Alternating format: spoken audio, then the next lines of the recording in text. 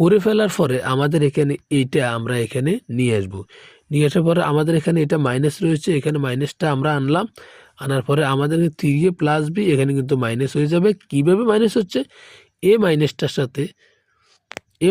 সাথে এ প্লাসটা আমাদের গুণ হবে, তাহলে মাইনাস প্লাসে মাইনাস এখানে বসবে। এখন আমরা এটা করলাম মাইনাসে প্লাসে মাইনাস। এখন উপরের হরের দিকে যদি আমরা খেয়াল করি তাহলে আমরা কি দেখতে পাই?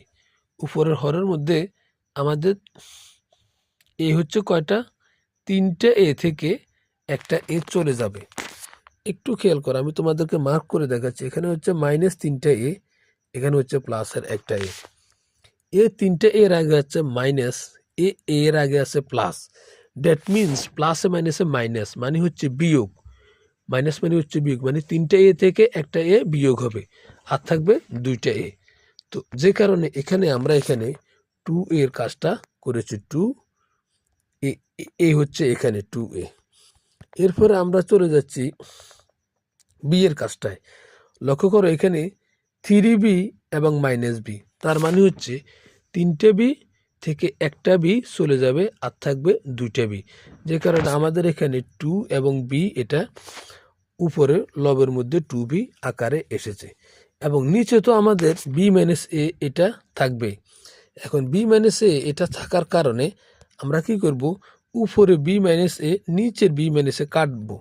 তো উপরে b - a নিচের b - a কাটলে আর উপরে থাকে 2, এটা হচ্ছে আমাদের আনসার 2। এখন গ অংশ আমরা যদি অঙ্কটা খেয়াল করি, আমাদেরকে কি বলেছে? গ অংশে বলেছে অপর জমির ক্ষেত্রফল নির্ণয় করো। অপর জমির ক্ষেত্রফল আমাদেরকে কন্ডিশন দিয়েছে, খেয়াল করো।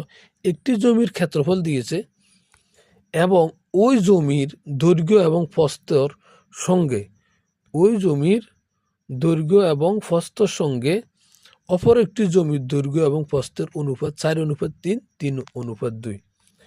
তাহলে আমরা এখন যে খেয়াল করো যে এই যে অংশটা আমাদের, ওকে, এই যে অংশটা প্রথম জমির দৈর্ঘ্য ও দ্বিতীয় জমির দৈর্ঘ্যের অনুপাত 4:3। প্রথম জমির দৈর্ঘ্য, দ্বিতীয় জমির দৈর্ঘ্য 4:3। এটা হচ্ছে প্রথম জমির দৈর্ঘ্য, এটা হচ্ছে দ্বিতীয় জমির দৈর্ঘ্য 4:3। এরপর হচ্ছে প্রথম জমির প্রস্থ ও দ্বিতীয় জমির প্রস্থের অনুপাত। এটা হচ্ছে প্রথম জমির প্রস্থ, এটা হচ্ছে দ্বিতীয় জমির প্রস্থ। এখন মনে করি প্রথম জমির দৈর্ঘ্য হলো 4x। কীভাবে আসলো?